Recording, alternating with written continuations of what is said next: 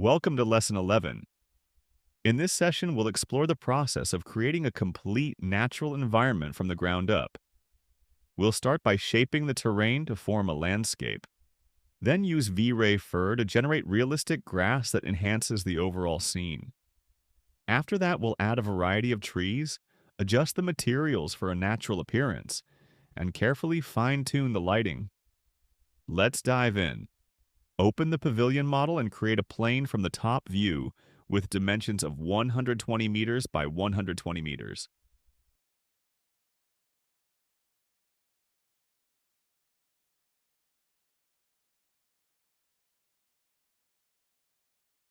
Set the segments to 50 by 50. This plane will represent the ground surface.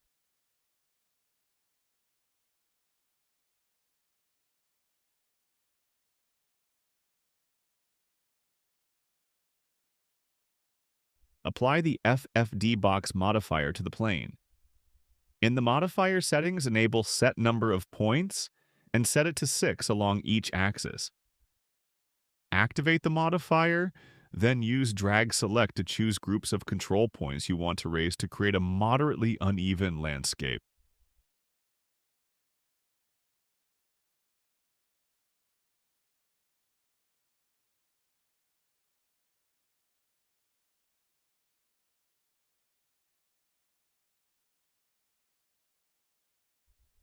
We aim for gentle elevation changes of about 1 to 2 meters.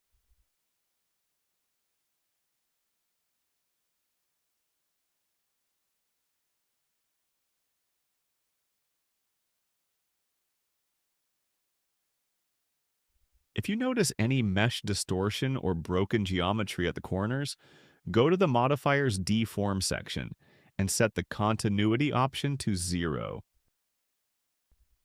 This parameter helps to control how smoothly the shape blends between control points in the FFD modifier. This will also ensure that the polygons on the plane are evenly sized, which is important when creating grass because the amount of grass is determined per polygon. Therefore, if you plant the same amount of grass on a 10 centimeter polygon and on a 10-meter polygon, the grass coverage will be uneven. Now let's use shape merge to define the zones where the grass will appear.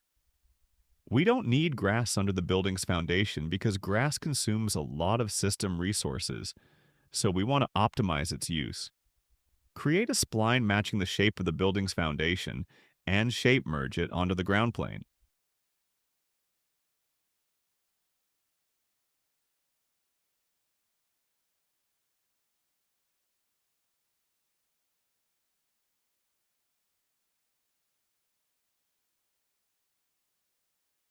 If the spline snaps incorrectly, simply adjust the misplaced vertex by manually setting its z-coordinate.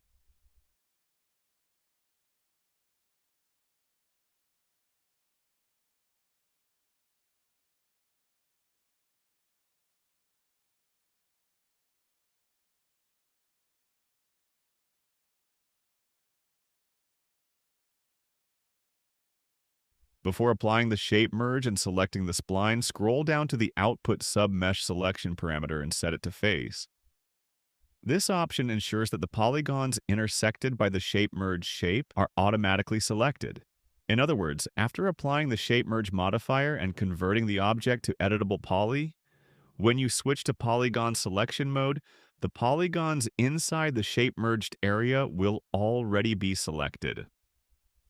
Now, we can use polygon IDs for easy manipulation. In short, a polygon ID is a numerical label assigned to polygons that helps control material or texture application on specific parts of the model. Scroll down and find the Polygon Material IDs section while the desired polygons are selected and set their ID to 2. For the polygons where we want the grass to appear, we will assign an ID of 1. This way, we can easily and effectively control the surface. Now, use Ctrl plus I to invert the polygon selection. You'll see that all polygons except those under the building's foundation are selected. We don't need grass covering such a large area, so let's place grass only around the house, in places visible on camera. Deselect any extra polygons at the edges to refine the selection. This way you'll get a nice yard shape where the grass will be placed. Make sure the currently selected polygons have their ID set to 1. Then use Ctrl plus I again to invert the selection and assign an ID of 2 to all the remaining polygons. You can also easily select specific groups of polygons based on their assigned ID using the Select ID option located under Set ID. Just enter the desired number and click Select ID. Let's add V-Ray fur to the landscape. Go to the Create panel, then select Geometry. Instead of standard primitives, choose V-Ray from the drop-down list. Select the ground object and click on V-Ray fur to apply it. As you can see, small hair-like particles have appeared on the surface. Let's enable interactive rendering and start tweaking their settings.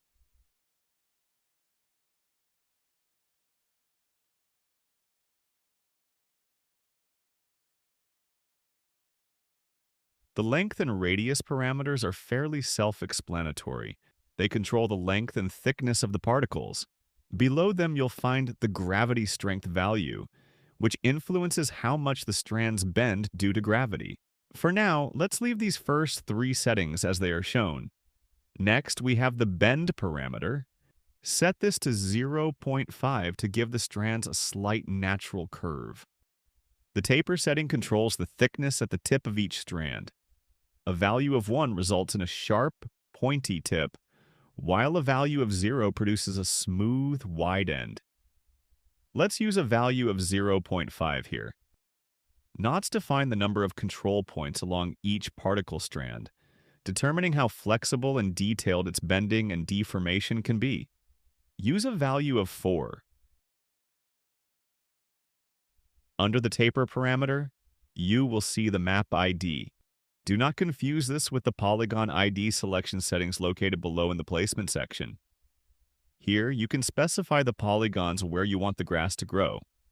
Scroll down, choose the material ID, and set the value to 1.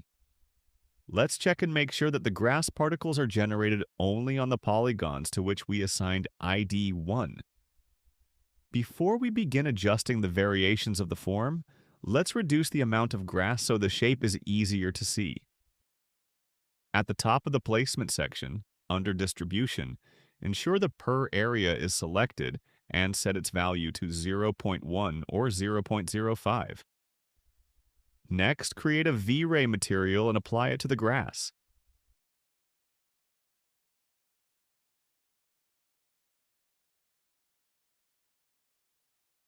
You can select a single grass blade and apply the material to it just like you would with any other object.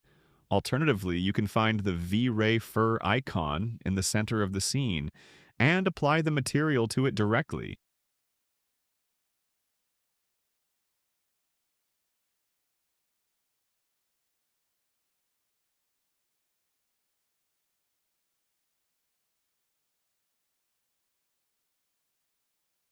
Now let's adjust the form variations to break up the uniform appearance of the grass and make it look more realistic. Set the direction variation value to 1, length variation to 1, thickness variation to 0.5, gravity variation to 0.5, and leave the curl variation at 0.2. Increase the amount of grass in the distribution along the per area setting to around 0.3 or 0.4, but be careful when increasing the amount, as this may cause your system to freeze.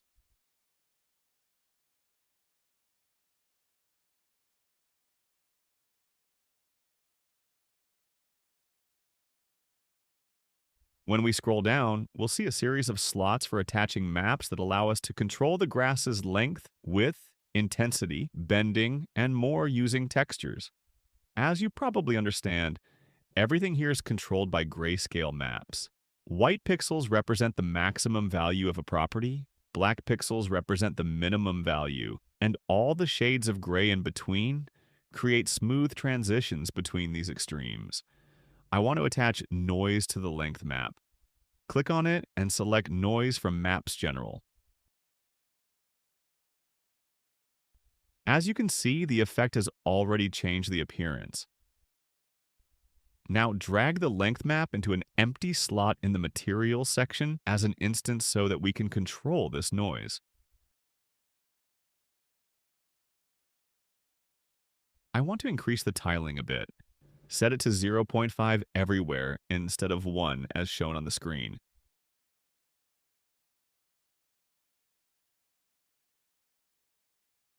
The tiling has increased, making the noise more stretched and larger in scale.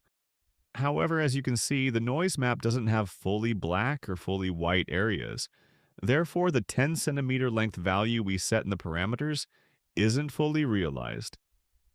Let's increase this value to 25 centimeters and observe the result.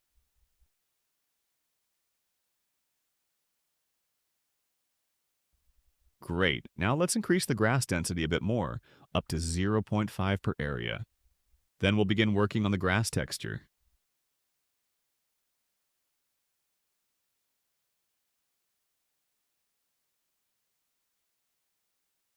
We'll start by applying a color correction to the texture and plugging it into the diffuse slot.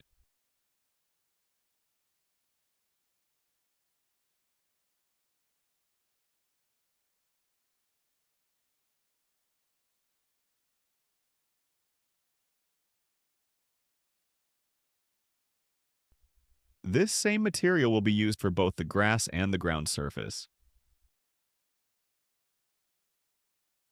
Next, we'll apply UVW map coordinates to make sure the texture fits properly.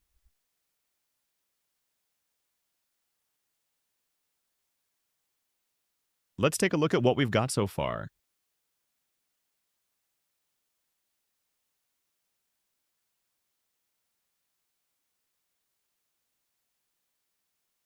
It already looks really good, but we'll continue to refine it. Now, let's adjust the color. Slightly reduce the brightness, then tone down the saturation.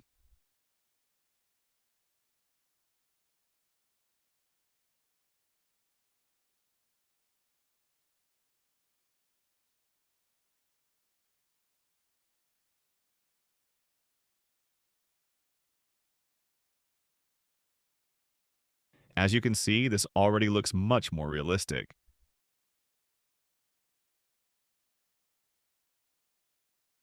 Let's render the scene once to view all the grass details clearly.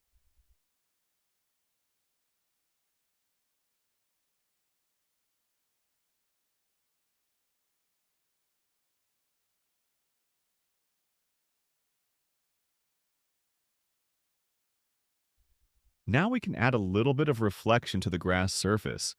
This will help it blend better with the environment and catch some natural light, giving us a more believable result.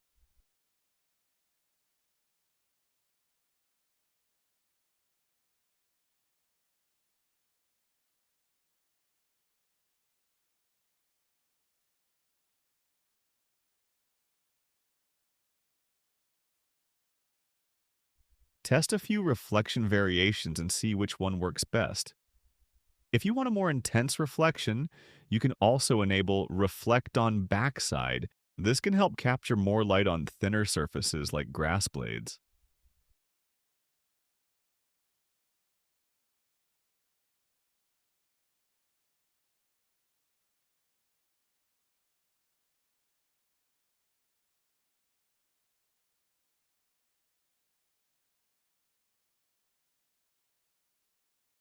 All right, we can consider the grass finished for now. Let's move on and start bringing tree models into the scene. Personally, I'm using models from Evermotion's Arch Models, Volume 154 Plants and Trees pack. It has a great variety of realistic trees and vegetation. But you can also find free tree models online from various resources. I highly recommend building your own custom library of vegetation assets. This will save you a lot of time in the future when creating outdoor environments quickly and efficiently. Now let's merge three different tree models into our scene and adjust their scale.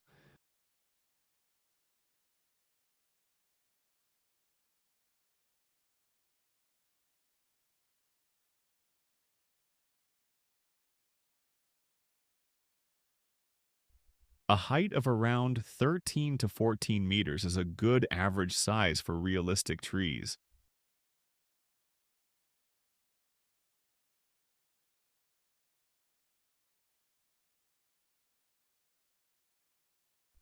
As you can see, the textures didn't come through automatically after merging. To fix this, we'll go to the Customize menu and set the correct project paths. In the External Files tab, simply add the directory where the tree textures are located. From this point on, the textures will appear during rendering, but for now, they're still missing in the viewport. To make them visible in the viewport as well, select one of the imported tree models, then use the eyedropper tool to pick the material directly from the object. Once you've done that, just open the material editor and click Show Shaded Material in Viewport. And now your trees should display correctly both in the viewport and in renders. But what if the material is complex and contains many layers or elements? There's actually a much easier way to fix missing textures in that case. Simply save your scene, close 3ds Max, and then reopen the program and reload your scene. Once the scene loads again, all the textures will be automatically relinked and displayed as long as the correct texture folder has been added to your external file paths. It's a simple trick, but it works really well, especially when you're dealing with heavy or complex materials. Let's use scattering to distribute our trees across the environment. Start by selecting the polygons where you want the trees to be placed.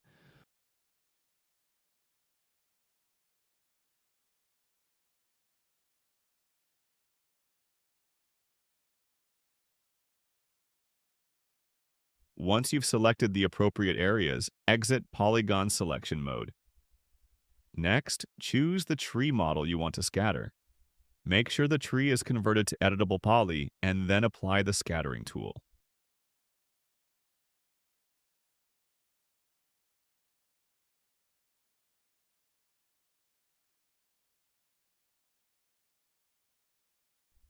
Take a look at the scatter settings and fine-tune them using the principles we've learned earlier.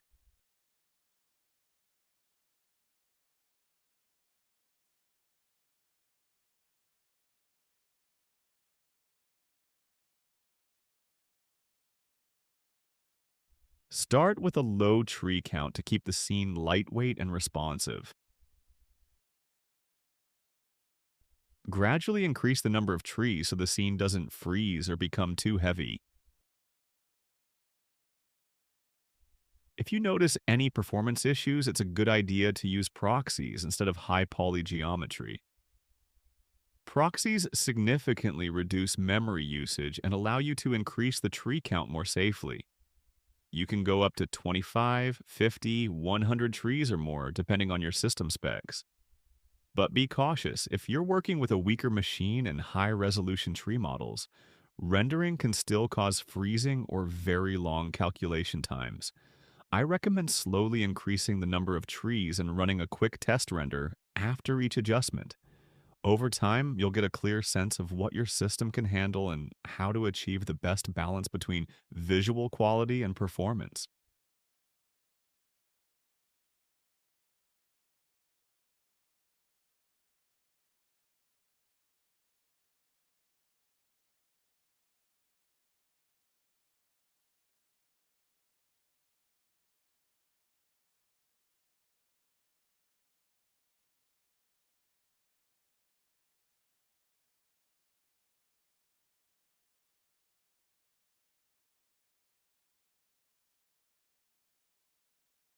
Let's run a render and see how the scene is coming along.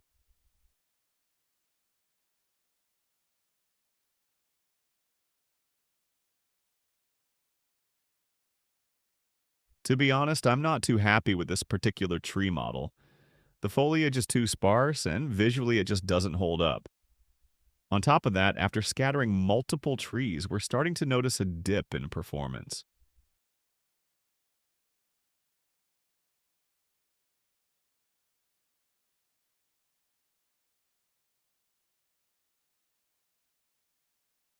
To monitor scene complexity, press 7 on your keyboard. This will bring up a small panel showing the total polygon and vertex counts. In my case, the scene is already approaching 4 million polygons, which isn't too high by itself, but it's important to understand what happens during rendering. Even though we're using proxies to keep the viewport smooth, scattering still multiplies the geometry at render time, and the increase is almost exponential. So while everything might feel fine in the viewport, your system could struggle once the render kicks in. So if you're working with high poly tree models, it's best to reduce the number of scattered trees to avoid overloading your system. Instead, try manually placing one or two additional trees where needed. It's more performance friendly and gives you precise control. However, if you're using low poly models and your scene isn't getting too heavy, feel free to continue using scattering for faster and more uniform distribution.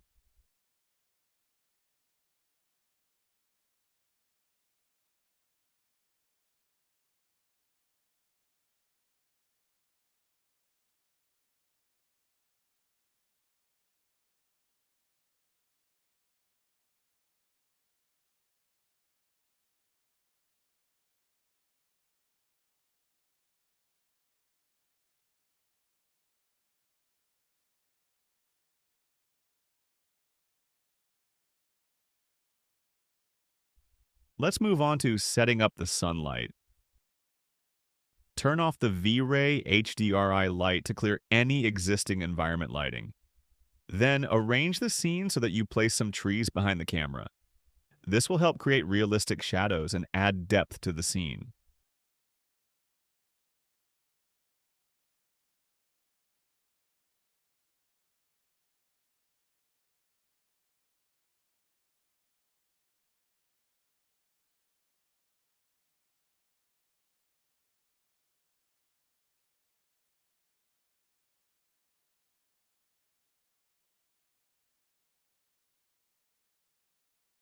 Go ahead and add a V-Ray sun.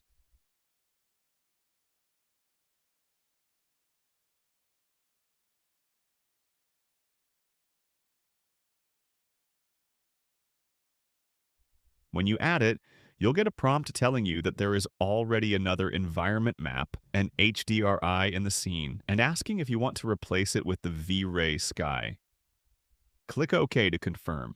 This will replace the old HDRI with the V-Ray sky system, which perfectly matches the V-Ray sun and provides clean, natural outdoor lighting.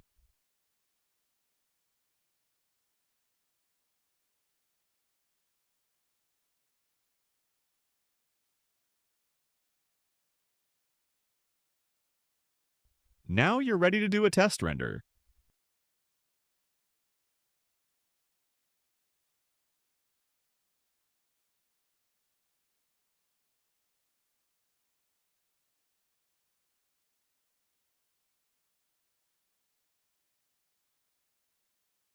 The lighting looks great overall, but let's take a closer look at some details that need improvement. The glossiness on the stones is clearly too high in certain areas and should be reduced. Also, there are some unwanted reflection artifacts on the base surface.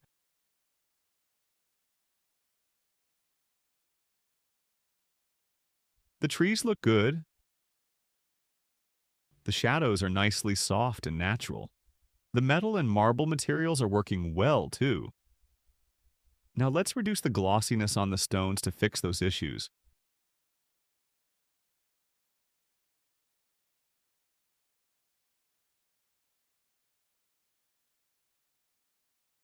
Also, the base stone material looks too white to me. We can increase the saturation and shift the hue slightly towards yellow to give it a warmer, more natural tone.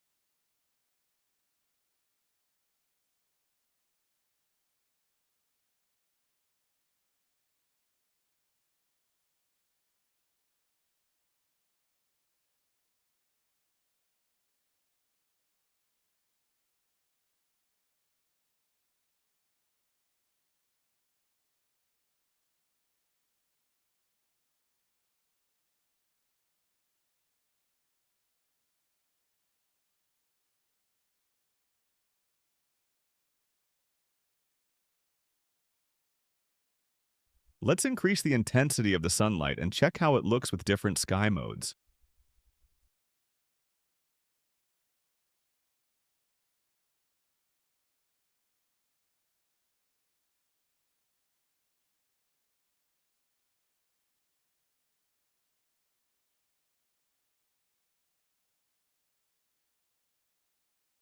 Great. Now let's focus on the trees in the background. We'll gradually duplicate them and see how it looks.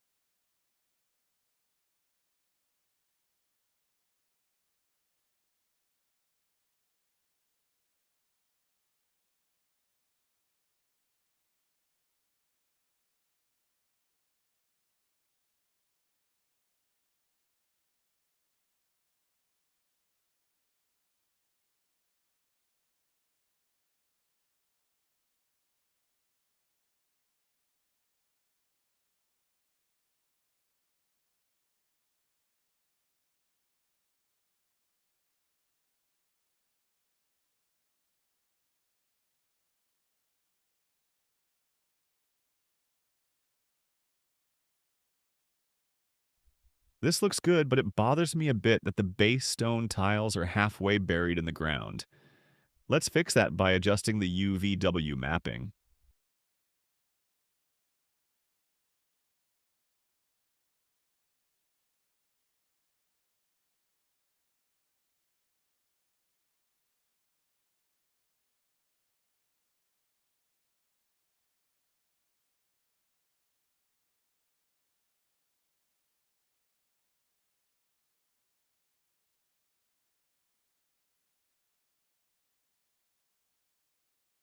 Also, smooth out the corners a bit.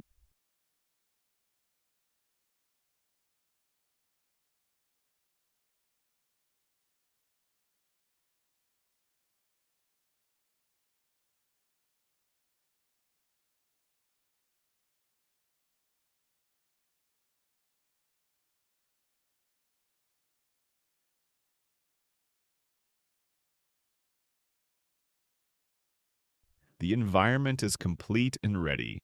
That brings us to the end of Lesson 11. In the next lesson, we will refine the V-Ray render settings and explore the V-Ray frame buffer tools that will help us fine-tune the final result. See you in the next lecture.